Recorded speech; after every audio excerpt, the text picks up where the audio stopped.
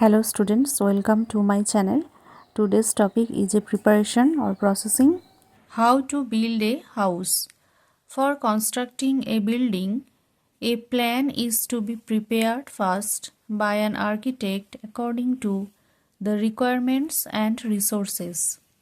Then it has to be got sanctioned by the municipality or Gram Panchayat.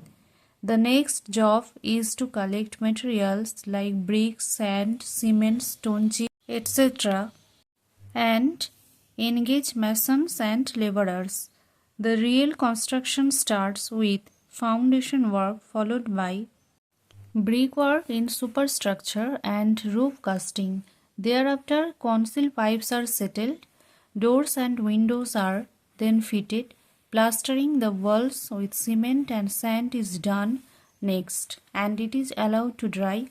Next is the flooring and sanitary and plumbing works. When the walls dry up, painting of the walls is taken up. The next step is to fix electric wiring for lighting.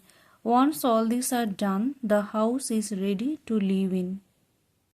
Thank you for watching. Please stay with me and like, share, subscribe.